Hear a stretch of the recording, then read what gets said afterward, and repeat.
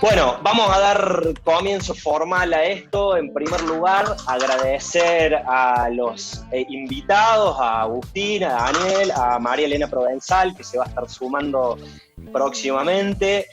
Y voy a hacer comienzo formal de lo que siempre hacemos en este programa, que es darles la bienvenida a la primera edición en vivo de Ahora, ¿qué hacemos? Un programa que en esta edición estamos hosteando con Ignacio Petrocelli, un amigo, un socio, un compañero de trabajo con el que estamos haciendo muchos de estos proyectos, de una invitación que tiene por objetivo invitarlos a pensar, a repensar lo que hemos dado en llamar el escenario de la digitalización forzosa en el marco de la cuarentena que estamos viviendo. No mucho más como introducción, queremos abrir un espacio para repensar no solamente esto que entendemos como un problema, un desafío o límites que nos pone a nosotros la pandemia, la cuarentena obligatoria, son distintos límites que se nos han ido poniendo a nosotros por lo que estamos viviendo. En este marco, los negocios, los distintos emprendimientos se están encontrando con desafíos muy grandes para ver cómo sobrevivir, cómo transformarse. Y de vuelta, la consigna es tratar de no pensar esto como límites o como problemas, sino como desafíos y posibilidades que tenemos para abordar en el escenario nuevo que se nos plantea en este mundo. Nacho, te invito también a hacer un poco de introducción a esto que estamos pensando de los nuevos desafíos. Ahora te quito el muteo para que podamos hablar bien y hagamos un poco la introducción de quiénes son las personas que hemos invitado. Bueno, buenas tardes a todas y todos. Nuevamente, gracias Manuel por el espacio, gracias a los invitados, tanto a Daniel, Agustín como a Tata. Tata seguramente se va a sumar en un ratito. La idea de esta edición es que tenga un foco en empresas que estén participando en entornos globales o actores que conozcan muy bien el entorno global. Lo que buscamos es darle otro foco, tener la posibilidad de ampliar una mirada sobre qué está pasando en Latinoamérica, sobre cómo se están desarrollando las cadenas de valor, qué desafíos están encontrando las compañías, los que se animen por ahí a prever cómo será el día después y si hay algunos aprendizajes que nos pueden quedar para el día de mañana. Bien, un poco la idea, vamos a darle un formato a esto. El programa que venimos haciendo grabado tiene una extensión de media hora, un poco ese es el marco en el que hemos invitado a dialogar a cada uno de los invitados. Hemos dado un orden también que nos parece interesante pensar, comenzando por la tarea y el trabajo que viene llevando adelante Daniel Griboff en el marco del mundo exterior. Eso me parece que es una cosa muy importante para ver un escenario global. Hemos invitado a Agustín del Treiche, de Latamly y de Red Dragon, del gaming, pensando en una industria también que debe tener un montón de desafíos, pensando que estamos todos en cuarentena, estamos jugando a más cosas probablemente y cómo está la industria. Y en tercer lugar, la hemos invitado a María Elena Provenzal, porque nos va a dar una vista de lo que es emprender hoy, desde el lado de las startups, desde el ecosistema emprendedor. Por eso, en primer lugar, Daniel, quien es presidente de Dagri, Sociedad Anónima, le queremos dar paso a que nos podamos empezar a charlar sobre esto, que es una consigna que también te va a servir, Agustín, para que vayamos viendo lo que vamos a charlar, de cuál es el escenario, cómo lo estamos viendo, cuáles son los desafíos de posibilidades y cómo crecemos. Daniel, te doy la bienvenida. Buenas tardes para todos. Como hablábamos antes de que se fuera conectando la gente, los felicito, Ignacio, Manuel, por el hashtag, la verdad que es genial, ¿no? Porque es la pregunta que todos nos hacemos de que empezó esta cuarentena que es, bueno, ¿ahora qué hacemos, no? Y realmente dentro de lo que tiene que ver con nuestra actividad, hoy ya que tenemos una experiencia en este plazo que ya ha transcurrido, me parece que podemos focalizar unos ejes en los cuales, digamos, de alguna manera focalizarnos y que tiene que ver con el hecho del contexto en el que nos encontramos, que es novedoso, cómo eso ha impactado en la cuestión operativa que venimos ahora desarrollando con los cambios que se han dado, cómo va a impactar en la cuestión comercial también a futuro, donde ustedes dos, particularmente por la tarea que hacen, van a tener mucho trabajo para mi gusto, y después ¿cuáles son esos escenarios posibles, ¿no? ¿Qué es lo que podemos esperar a futuro? A mí lo que me ha pasado, digamos, en este último tiempo es que entrando en redes, por ejemplo, he visto muchas publicaciones, por ejemplo, de estas frases célebres que citan a Einstein, Confucio, a Steve Jobs, ¿viste? Hablando de la crisis, seguramente porque los flacos tuvieron una crisis en su vida, ¿no? Entonces, con esa crisis Claro. ya tienen para largar una frase célebre, y nosotros en la Argentina, la verdad que lo tenemos súper incorporado, y esta situación lo único que hizo fue agravar, o sea, o agregar un poco de condimento a lo que ya veníamos desarrollando todos los días, ¿no? En ese sentido, ¿en qué contexto nos encontramos? Nos encontramos en un contexto de disrupción, ¿no? Porque esta pandemia no estaba en los planes de nadie, si bien ya había ciertos comentarios, como lo que se dice de Bill Gates, que había anticipado esta situación hace ya 5 años atrás y demás, la realidad es que a nivel gobiernos, a nivel internacional, esto dejó al desnudo de que nadie lo tenía previsto en el corto plazo, ¿no? O de manera inmediata, y de hecho nadie tomó los recaudos necesarios. Entonces, esta crisis, en definitiva, es un gran disruptor en nuestra historia, y que la podemos poner, digamos, en perspectiva junto con la caída de las Torres Gemelas, la crisis financiera del 2008, por ejemplo, y bueno, como ustedes ya saben, mucha gente lo está tomando como una cuestión ya al nivel de una guerra mundial, ¿no? O sea, de cómo esto puede impactar al nivel de una guerra. Y bueno, la realidad es que sí, o sea, esto no es ninguna novedad, nos pone en el contexto de que nos encontramos en un mundo VUCA, que no sé si están familiarizados con el término, pero ese mundo VUCA, que por ejemplo, hace un tiempo lo estudiábamos nosotros en la universidad, digamos, en una maestría, nos muestra que hay un mundo que refleja que hay una volatilidad, una incertidumbre, una complejidad y una ambigüedad que digamos, que nos tienen que dar la perspectiva de que estamos parados en una situación bastante movediza, ¿no? Como la vemos ahora. Fíjense que esto surge en el ejército norteamericano después de la Guerra Fría, y que tiene, digamos, su apogeo en la década de los 90. Yo la verdad, cuando me lo plantearon el tema, no me representaba ninguna diferencia de cómo nos movemos en la Argentina, ¿no? O sea, en cuestión de esto que les contaba de volatilidad, incertidumbre, o sea, digamos, todos conceptos que en realidad, más allá de que se piensa a nivel mundial, nosotros ya lo tenemos incorporado prácticamente en el día a día, ¿no?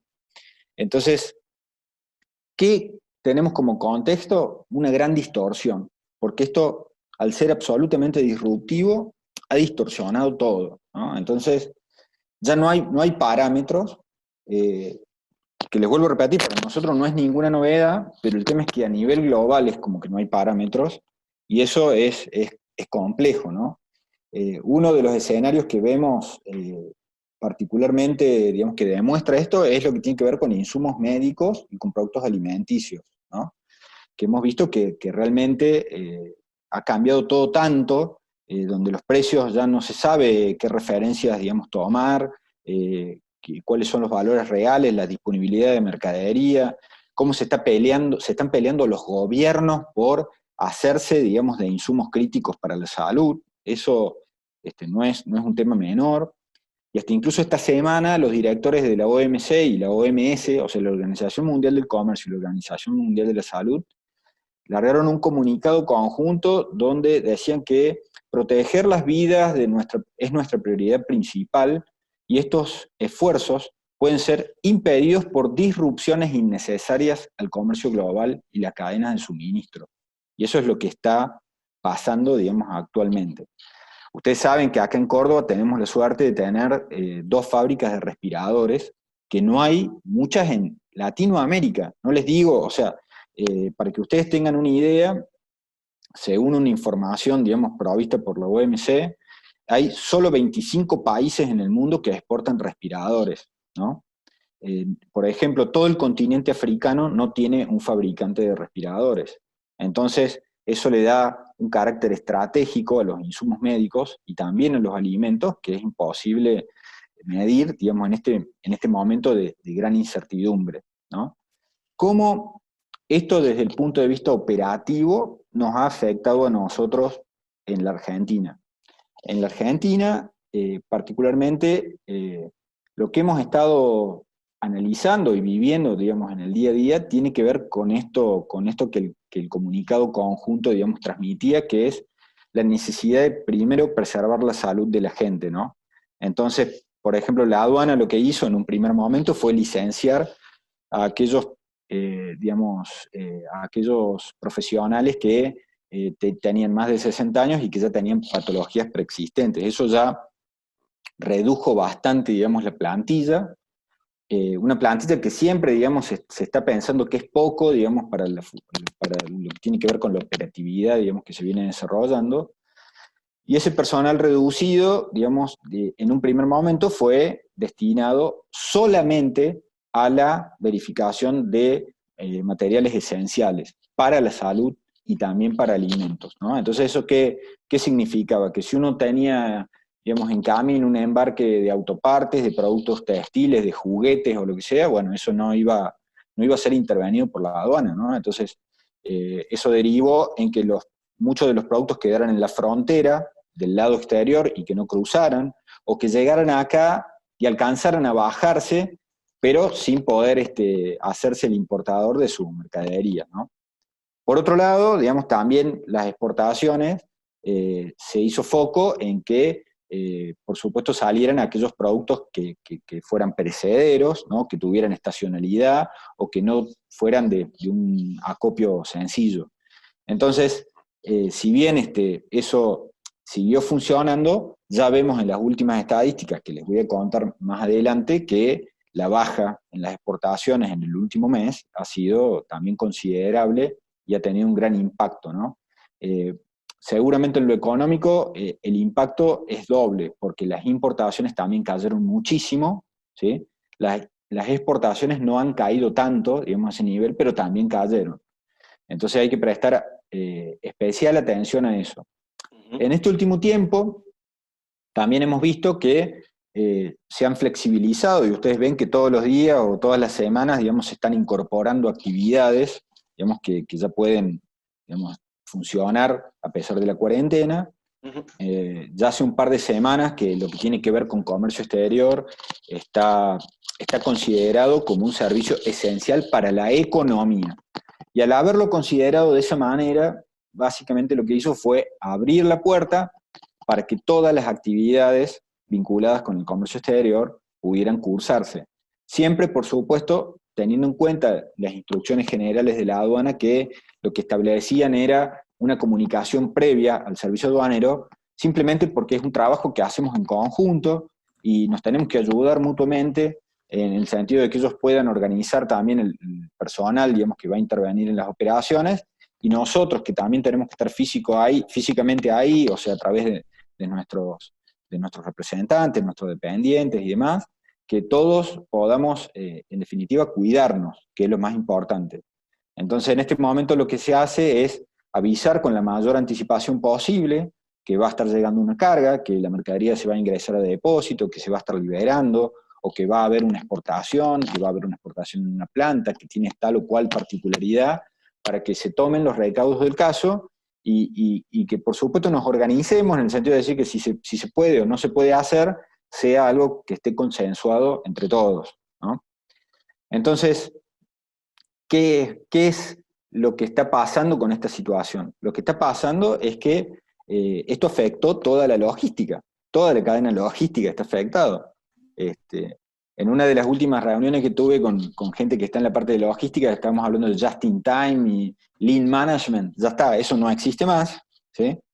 Si bien nunca existió demasiado en lo que tiene que ver con comercio exterior, ahora ya definitivamente no existe, puede ser solamente considerado como algo intraplanta y en estas condiciones tampoco. Entonces, en este momento estamos en una situación de redefinición de cuestiones, ¿no?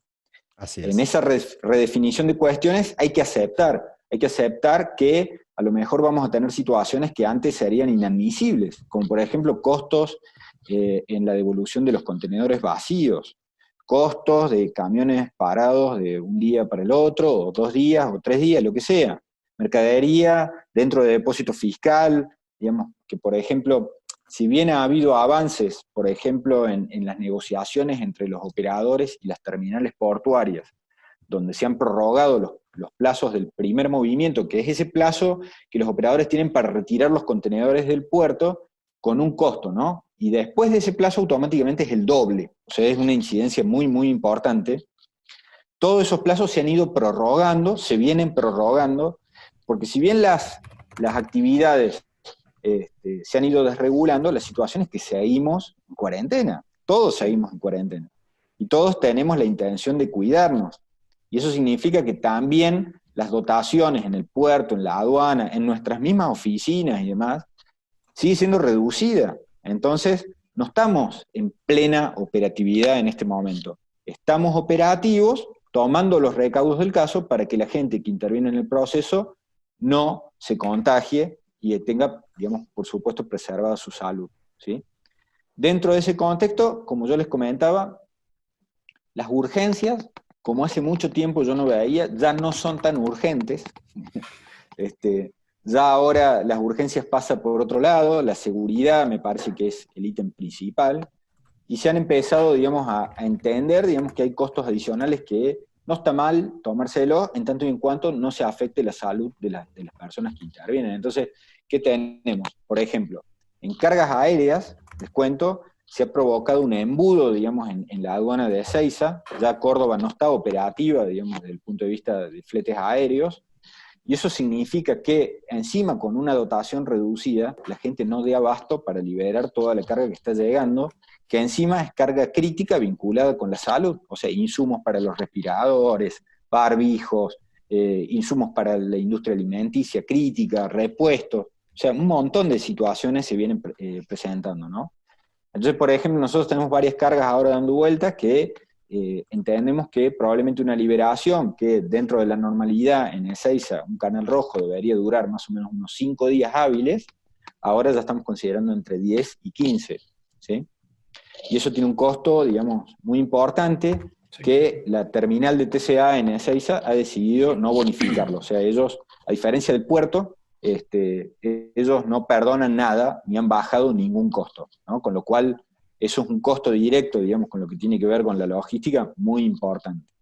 Daniel, Les quiero significar que en ese punto, y por lo que les estoy comentando, ustedes verán que, sin dudas, ahora la gente que interviene en la logística de las operaciones, indudablemente va a tener mucha más importancia que en otros años, porque hay que hacer unos malabares, digamos, para unas coordinaciones medias extrañas, ¿no? En este momento hay unas rutas, por ejemplo, para las cargas aéreas increíbles, por la falta también de disponibilidad de vuelos a nivel global, ¿no?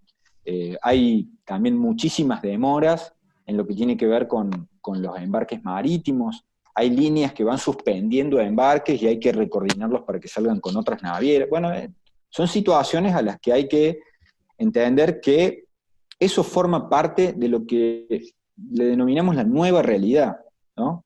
La nueva realidad es esta, ¿no? La nueva normalidad Sí, tal cual. Esta nueva normalidad, tal cual, es esta, ¿no? Es esto que significa que estemos revisando todo el tiempo y acostumbrando y negociando y bueno, adaptándonos a los problemas que se nos van presentando todo el tiempo, ¿no? Y si bien es un desafío, me parece que plantea, digamos, cuestiones muy interesantes de acuerdo a esta nueva normalidad, que tiene que ver con el hecho del uso de estas comunicaciones, por ejemplo, vía digital, o telemáticas, o internet, como ustedes le quieran decir, pero estas nuevas formas de comunicación.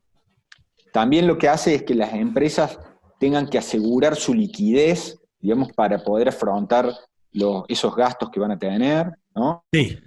Yo contaba como anécdota que nosotros cuando costeamos operaciones en la oficina, por ejemplo, yo desde hace ya varios años lo que hago es, digamos, plantear un costo óptimo y un costo posible, ¿no? Y el costo óptimo es realmente muy difícil que se cumpla, ¿no? O sea, siempre estamos manejando un margen ahí con el posible. ¿Por qué? Porque si la mercadería te llega un fin de semana y tenés el forzoso de por medio, probablemente lo pierdas, por cómo es la operatividad del puerto, ¿no? Después estamos en un momento de una alta conflictividad social donde puede en cualquier momento aparecer un paro, digamos, de choferes, por ejemplo, como pasó en medio de la cuarentena con los choferes de colectivo en Buenos Aires, ¿no? O sea, estamos en momentos donde todo puede fallar, ¿no? Entonces, en ese todo puede fallar es, bueno, ¿cómo yo aseguro la liquidez para afrontar esas fallas? ¿No? En ese sentido, Escucho, me parece que has hecho un escenario realmente preciso, digamos, de qué está pasando con las empresas, cómo se están desarrollando las políticas, las rutas. A mí me parece que acá hay algunas cosas interesantes para seguir explorando en este sentido, digamos, y queremos conocer un poco cómo lo está viviendo Dagri en sí mismo. Digo, ¿qué situaciones, pensando todavía en este primer análisis, que es cuál es el escenario que tenemos, qué les ha pasado a ustedes como empresa? ¿Qué cosas, qué impacto en la estructura de la empresa, en los servicios, en el vínculo con los clientes? ¿Qué están haciendo? ¿Qué está haciendo Dagri en este marco? bueno, es una muy buena pregunta, porque en realidad estamos trabajando fuerte, digamos, en eso. Digamos, en un primer momento lo que hicimos fue tratar de rápidamente adaptar nuestros sistemas para las conectividades remotas, ¿viste? Entonces, lo primero que hicimos fue, digamos, conectar notebooks, digamos, por ejemplo, con sistemas seguros de conexión remota para que nuestro servidor, digamos, esté protegido y los puestos claves, por ejemplo, puedan trabajar desde su casa como si estuvieran en su puesto de trabajo. Eso lo logramos, por suerte, de una manera rápida, y bueno, eso nos permitió, digamos, empezar después rápidamente también a incorporar las reuniones que teníamos durante el día, digamos, en la oficina, ahora las hacemos con más periodicidad y involucrando mucha más gente, donde todo el equipo, digamos, se reúne un par de veces por día justamente para evaluar qué tenemos por delante y cómo termina la jornada y qué nos queda pendiente para el día siguiente. O sea, eso se hace todos los días. Tenemos 2 reuniones con todo el grupo de trabajo, ¿no? Más allá de que realmente es una situación complicada y que con el paso del tiempo, lo que yo decía es que la oficina nos da la posibilidad de focalizarnos en nuestro trabajo, de tener la concentración necesaria para poder llamar, y el home office, acostumbrarnos al home office, si bien al principio es interesante, después con el paso del tiempo, digamos, ya extrañamos un poquito de la oficina, el mate, el contacto, los chistes con el grupo, digamos, nosotros la verdad que tenemos un grupo bárbaro y tenemos muy buena onda con todos y se extraña, digamos, esa interacción. Creo que todos lo sentimos igual, pero bueno, también tenemos una encargada de recursos humanos que se encarga justamente de estar a disposición para ir acompañando la situación que nos toca vivir a cada uno, porque no todos lo vivimos igual, ¿no? Entonces, en ese sentido, también con los clientes la realidad es que siempre hemos mantenido una cercanía, digamos, en ese sentido yo considero que trabajamos 24/7, ¿viste? Claro. Entonces, digamos, nos escriben a cualquier hora, estamos acostumbrados, digamos, digamos, a manejarnos de esa manera, pero principalmente porque tenemos una muy buena comunicación, ¿viste? Entonces no termina siendo un peso o una carga tener que manejarnos de esa manera. Entonces, y estamos la verdad que muy agradecidos con eso porque para nosotros ha sido un apoyo muy grande y hemos siempre estado también con ellos acompañando este tipo de transiciones que, como yo les comentaba antes, en este momento es difícil de entender, ¿no? Entender esto, ¿no? El tema de los costos extras, el tema de las demoras, el tema de todos acostumbrados a que la mercadería tenía que estar ayer, ahora vamos a tener que esperar más de lo que ya teníamos previsto. Vamos a tener que esperar hasta mañana, digamos, en algún sentido. Daniel, para... Mira, y escúchame, y vamos a tener que esperar, no necesariamente para mañana, vamos a tener que esperar. Bueno, ¿Sí? digo, y en esto me parece hacer como una comparativa interesante. Si la tecnología nos permite estar más cerca, sin embargo la pandemia nos va a tener que hacer esperar hasta mañana en algún sentido, o hasta pasado mañana o más adelante.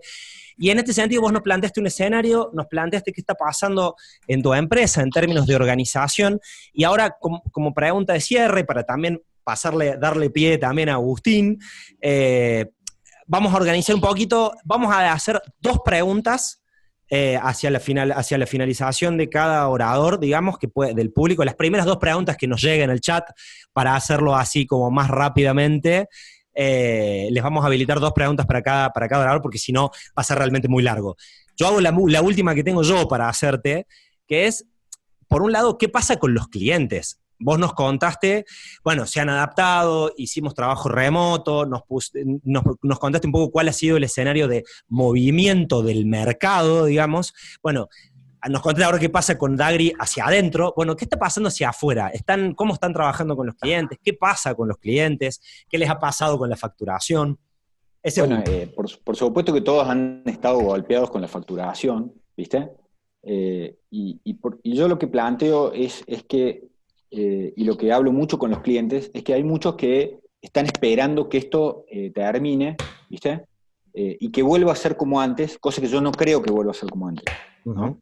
Entonces yo le estoy diciendo, ¿por qué en vez de pensar que de una manera fantasiosa va a volver a ser exactamente como era antes, no empezás a entender esta cuestión vinculada con lo comercial, que yo les planteo a ustedes, que es decir, che, nosotros ya tenemos que estar trabajando en el día de después, en entender cómo esta nueva normalidad nos afecta en lo productivo, donde las empresas seguramente van a tener que automatizar mucho más los procesos, que eso estaba frenado y ahora lo van a tener que automatizar mucho más, y cómo nos acelera, digamos, el tema de lo que tiene que ver los contactos a través de cuestiones intangibles que tienen que ver con esto de la propiedad intelectual, el software, el conocimiento, la forma en cómo nosotros podemos hacer diferente y llegar diferente al exterior.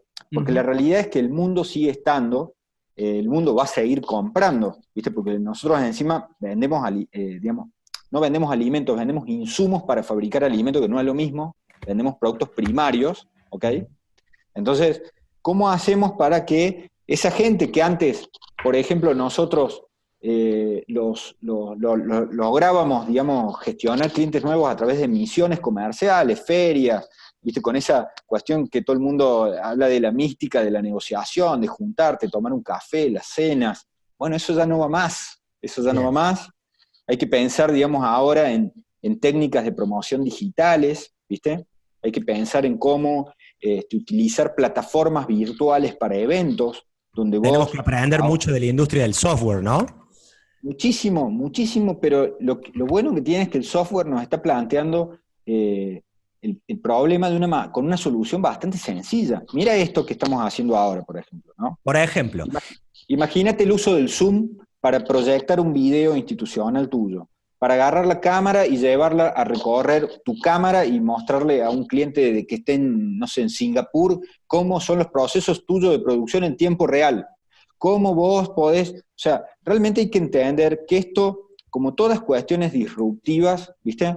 Lo que hace es acelerar los tiempos de un montón de cuestiones que en este momento lo estamos viviendo.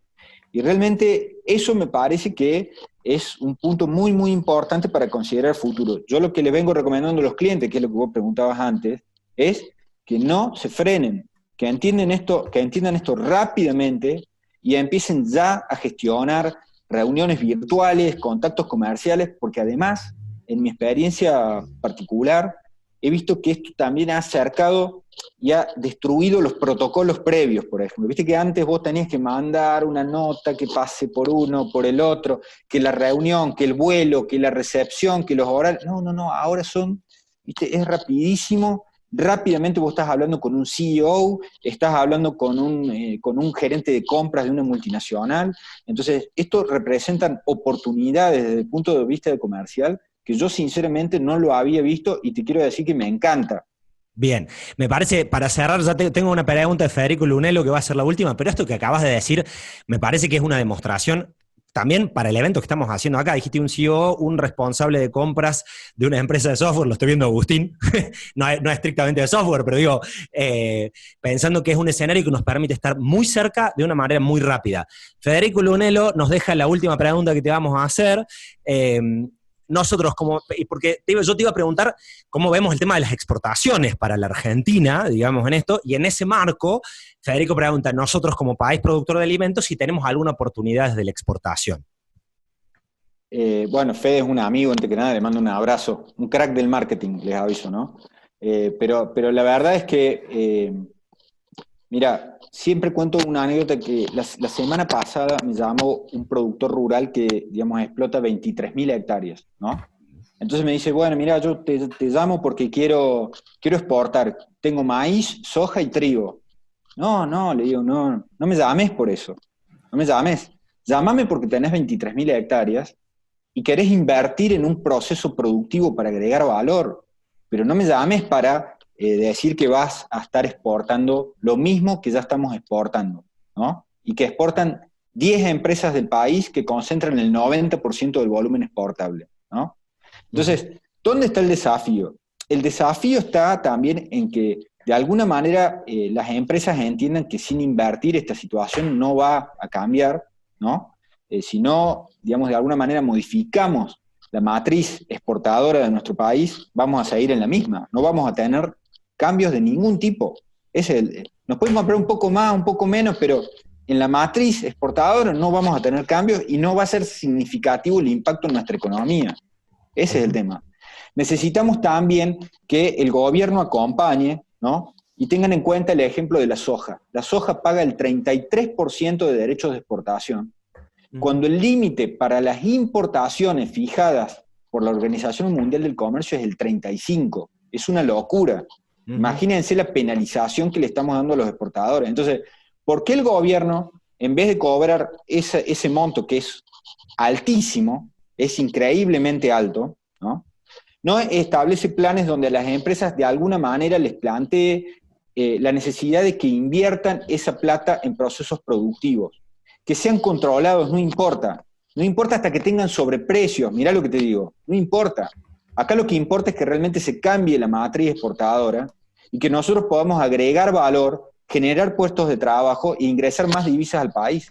Mientras no cambiemos, digamos, esa cuestión, no vamos a tener mucha diferencia con lo que tenemos actualmente, ¿no? Daniel, muchísimas gracias.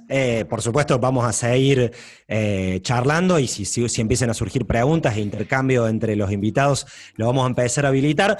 Procedo a mutear el teléfono, el micrófono para habilitarlo, Agustín. Te agradecemos por el tiempo. Te invitamos a quedarte para seguir intercambiando sobre este tema, ¿sí? Muchas gracias a ustedes y les mando un cariño grande. Gracias, Dani.